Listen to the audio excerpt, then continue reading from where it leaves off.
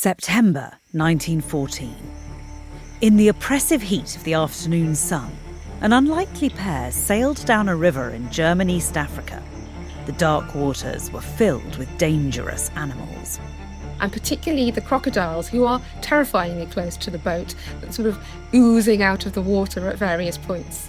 The woman, a British Methodist missionary, seemed prim, but had a taste for adventure. She was arguing with the man, a rough-edged Canadian machinist. And she's wearing this high-necked sort of cotton shirtwaist type dress. This outfit is soon mucky and sweat-ridden and damp and torn. The two were attempting to reach a large lake where a German gunboat was patrolling. There, they hoped to turn their steamboat into a makeshift torpedo and use it to sink the gunboat. They'd already survived storms, rapids, rocks, and a barrage of shooting from a German fortress. But now, stuck in the mud and reeds in the burning sun, it looked like they were finished. The woman began to pray. Suddenly, somebody shouted, "Cut!" This wasn't the First World War at all, but 1951, a Hollywood film crew on location in what was then the Belgian Congo. The steamboat captain was Humphrey Bogart, and the missionary on the steamboat with him was Katharine Hepburn.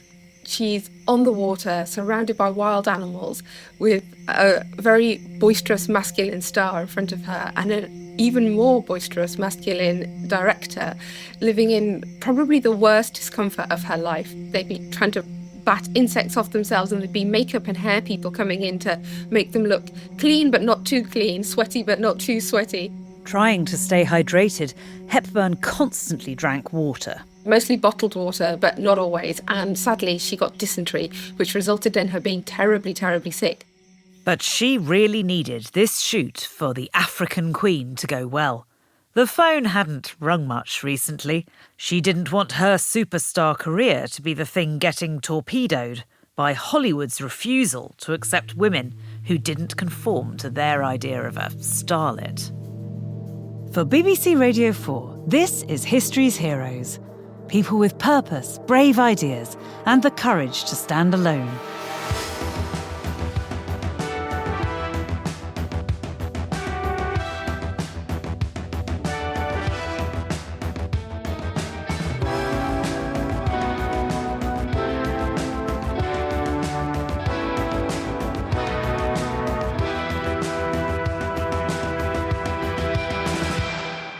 I'm Alex von Tunzelmann. I'm a historian, and today's episode is about Katharine Hepburn.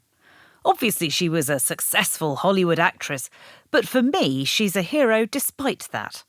The Hollywood system was designed to mass-produce female stars along rigid lines of age, appearance, opinions, and behaviour, and she had to fight to be completely herself.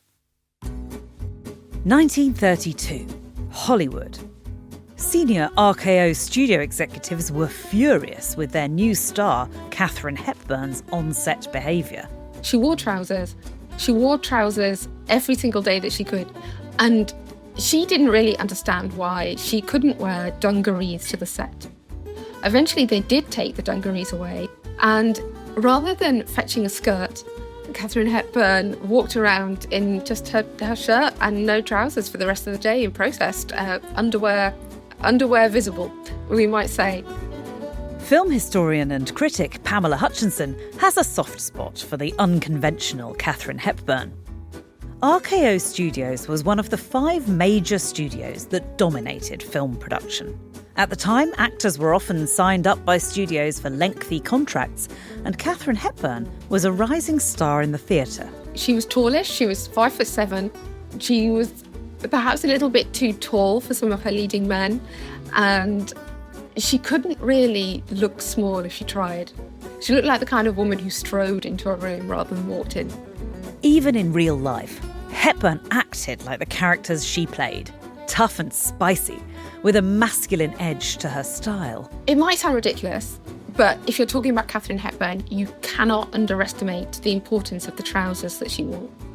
When she talked about the trousers, she described them sometimes as a middle ground which we can only really imagine is like a middle ground between the masculine persona she wanted to embody, or at least the masculine style that she wanted to embody, and society's conventional expectations of what a woman would wear.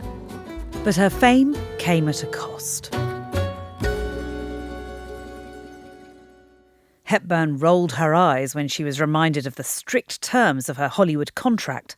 She had to turn up when she was told, do as she was told, talk to the press only when she was told. It didn't sit well with her. Born in 1907 into a wealthy, nonconformist family, even as a child, she dressed as a boy and called herself Jimmy. She'd always been fiercely independent. Her father was a doctor and her mother was an activist, a feminist. She campaigned for women's suffrage. She campaigned for what we call reproductive rights.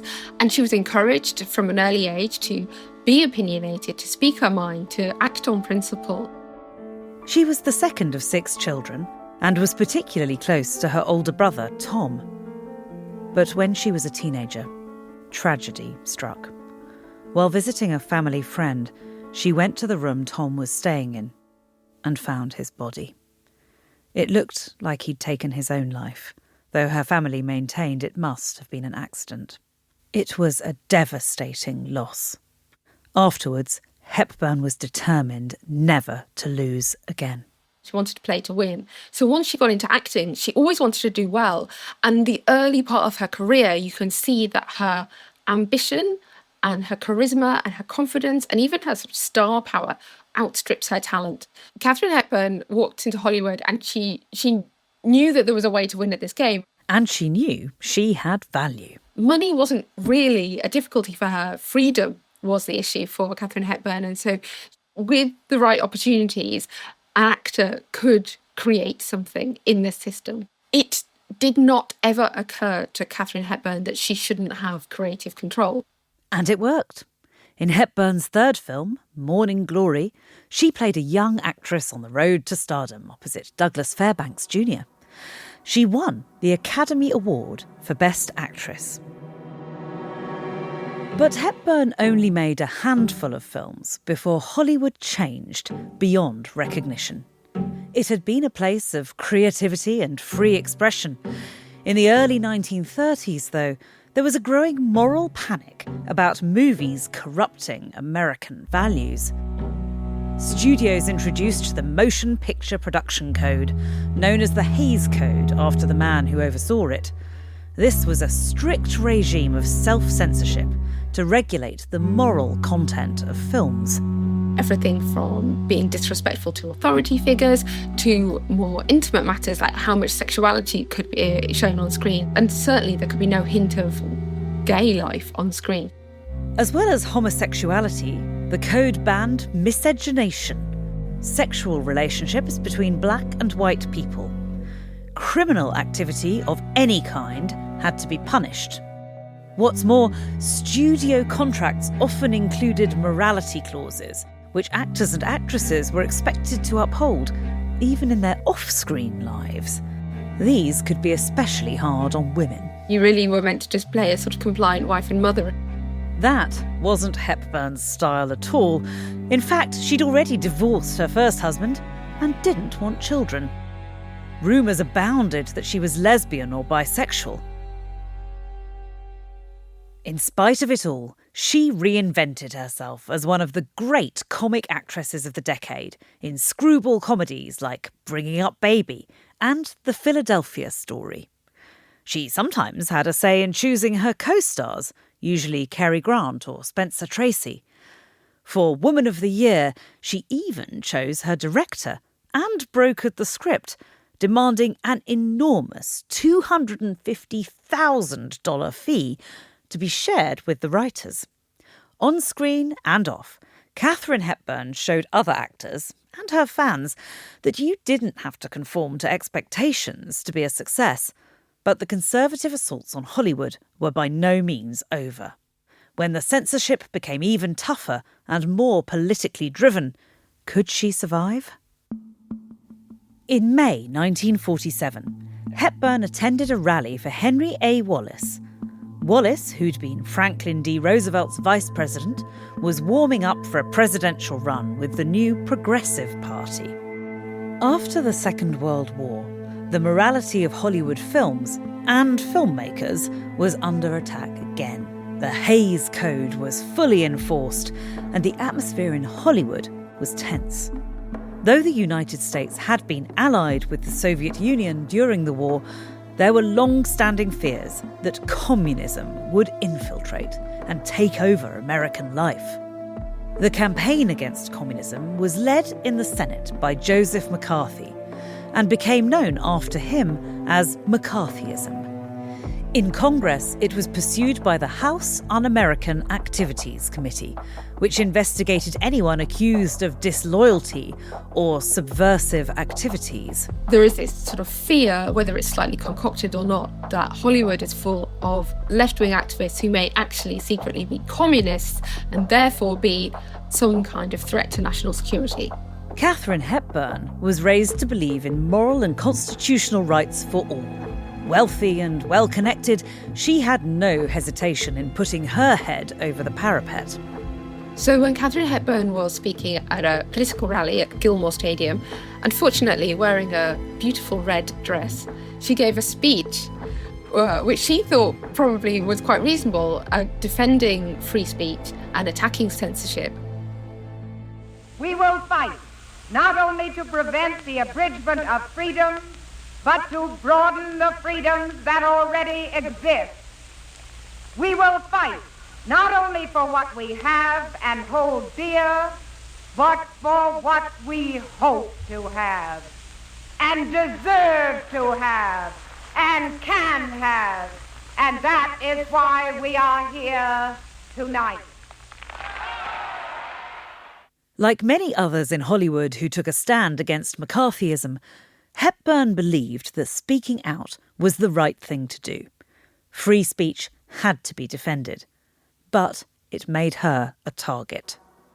She perhaps misjudged the moment or misjudged the strength of her opposition because she was sort of castigated as a communist or a communist sympathiser. Rumours ran wild that she attended communist meetings and raised money for communist causes. All of her previous left-wing or liberal or progressive statements were sort of used against her.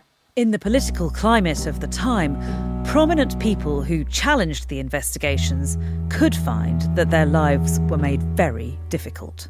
One of the things that defines this period is the climate of fear that it had, and the idea of blacklisting people from the industry, of forcing people to testify against their colleagues, of digging into people's past, of realising that the FBI might have a file on you just because of something you said once to a newspaper. This is a really scary time for people, and it's a situation that threatens people's career, but it also pits them against the people that they're working beside day by day. While some Hollywood filmmakers were under attack for their political beliefs, the studio system was being investigated for its business practices. The United States government brought a case against Paramount Pictures, which resulted in the Paramount Decrees, aiming to break up the power of the 5 main studios. These meant film studios could no longer own movie theatres or dictate which theatres would show their movies. All of this made studio executives wary about politically active filmmakers like Katharine Hepburn. Hollywood gives the impression of being an open book, but it suggests that it's quite open, that there are no secrets, that everybody knows how the system works. But really, when you find yourself caught in it, it can be a little more complicated than it seems to be. Once again, there was a push for stars to uphold a certain type of morality and American values. Once again, Hepburn appeared to be on the wrong side of this. Her reputation took a sort of perilous nosedive. All that people are talking about is, why isn't she making films? And might she be in trouble with the committee? And so that begins to be the conversation about Katharine Hepburn, not, when's her next film coming out?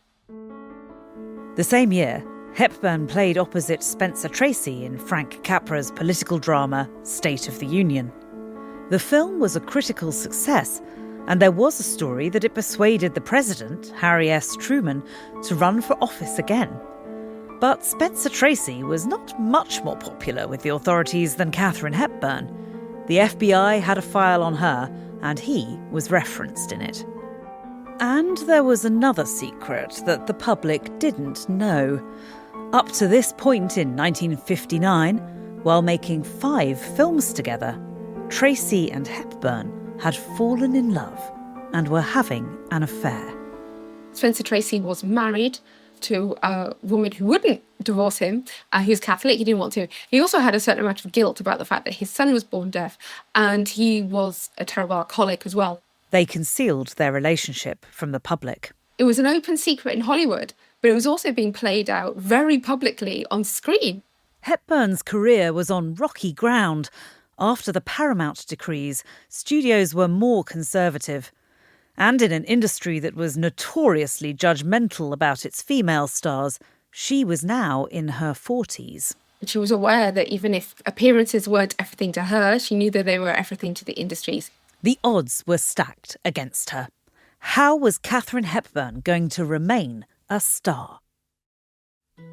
1950, in the Hepburn family home, Connecticut, Katharine Hepburn looked in the mirror and sighed.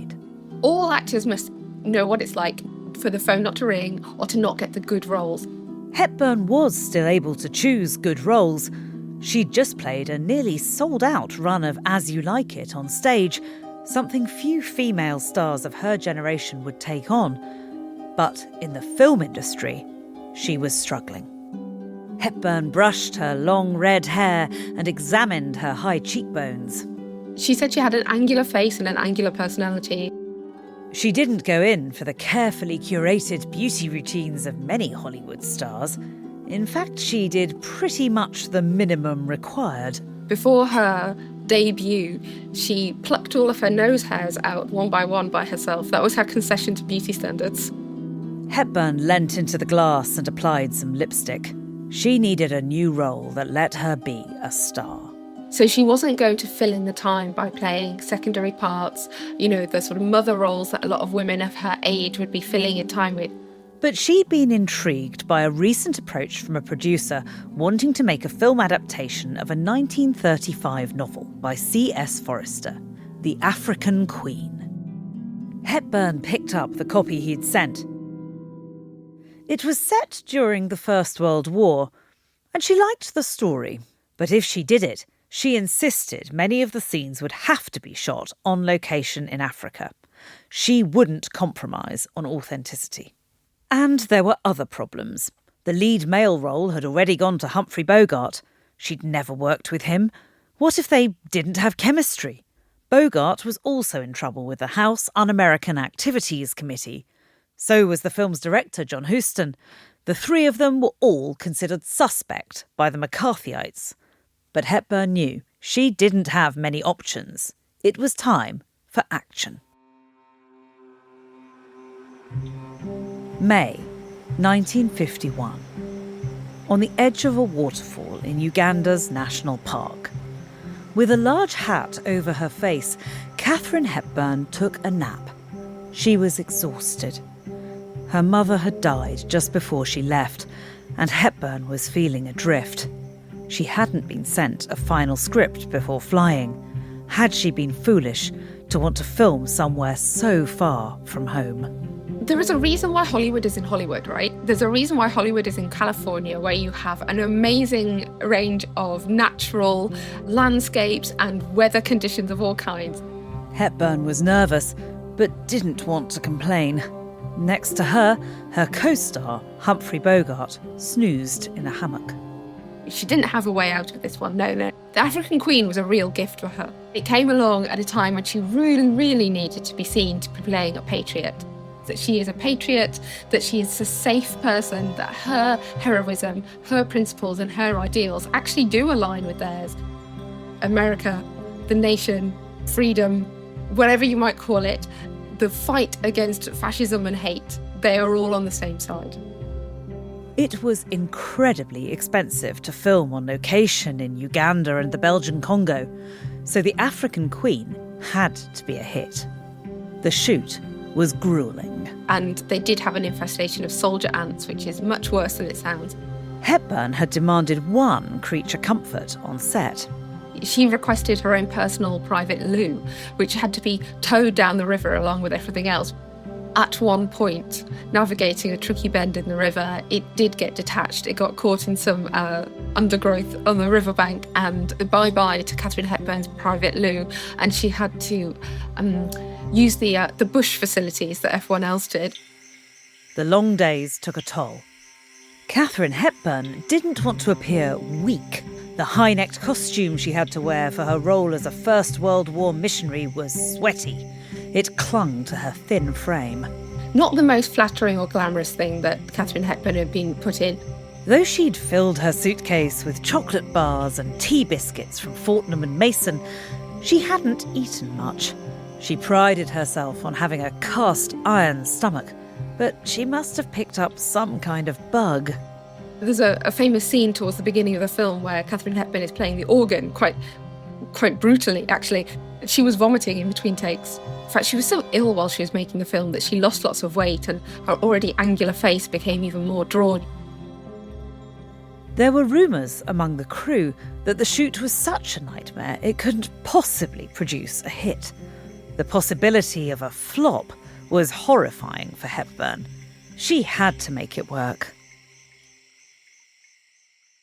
Her role as missionary-turned-war hero Rose Sayer positioned her to appeal to American audiences. Her distinctive accent helped. She had a sort of East Coast, very refined accent. She doesn't really change it for the African Queen to play an English woman.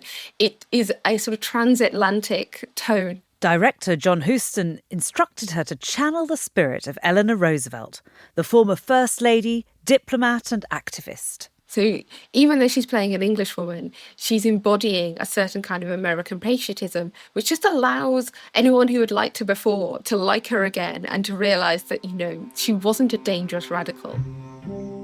Like Hepburn, Rose Sayer was an unmarried woman with no children who had extraordinary inner strength and wasn't afraid to get her hands dirty. There's one sort of almost gender reversal moment in The African Queen when Humphrey Bogart emerges from the water covered in leeches, and he's obviously horrified, and who wouldn't be horrified? But Rose Sayer, Katharine Hepburn, leaps straight into action with the salt, and she's the one saving him. The role allowed Hepburn to be herself and to have an ending that would reassure conservative viewers. On screen, at least, she did get married.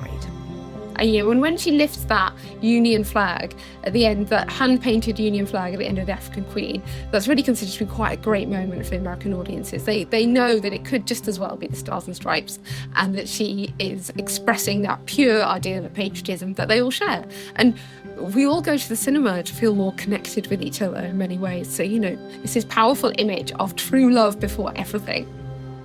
As John Huston shouted, "Cut! That's a wrap!" Hepburn had no idea if she'd done enough.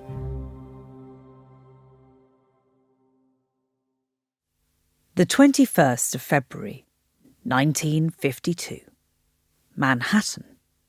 Katharine Hepburn took a deep breath and picked up her copy of the New York Times. She twiddled the witch doctor's good luck charm from her time filming in Uganda as she read the review of The African Queen. It was praise.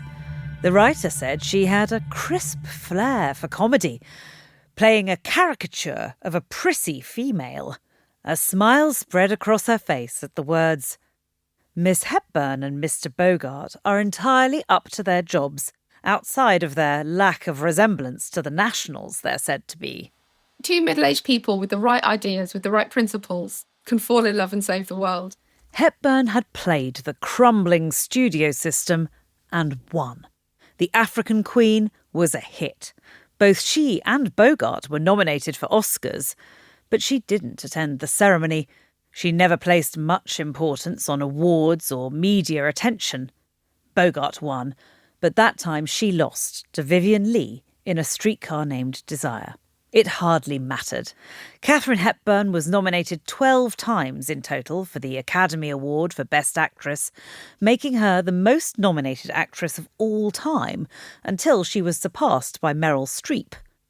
She went on to win 3 more Oscars to add to her first statuette. It was an extraordinary career in an industry that wasn't kind to women. Hollywood is a sexist industry in a sexist world, and there's a lot of stories from Hollywood that will make your blood boil. Absolutely. Her love affair with Spencer Tracy was more fraught. In the early 1960s, his health began to fail. Hepburn moved in with him, but their relationship remained out of the public eye. Tracy died in 1967 at their home in Beverly Hills. So as not to embarrass his family, Hepburn did not attend his funeral. Only after Tracy's widow died in the 1980s did she finally confirm that they had been together for 27 years of what she described as absolute bliss. As always, she'd done it on her own terms. After more than 6 decades in Hollywood, Hepburn still wore the trousers. She continued to be an activist for progressive political causes, campaigning for Planned Parenthood. I think anyone can be inspired by her work ethic, by her persistence, by her integrity, and by her core values and how well she stuck to them. She seemed to think, quite rightly, that being Katharine Hepburn was enough. She continued to appear on screen until her late 80s, losing none of that fiery confidence that had made her a star. I think she's someone who you can call to mind. You can channel her energy sometimes. When you remember that you really want to draw yourself up to your full height, when you want to take up all the space that you need to take up, that you don't have to stoop for anyone. She's a woman who walked tall and she walked in her own shoes. And I know that you can summon that energy if you really want to. Be a little bit more Katharine Hepburn means to step forward and be yourself all day. Next time on History's Heroes, a new musical production holds up a mirror to the racial prejudices of American society. Rodgers and Hammerstein in the South Pacific.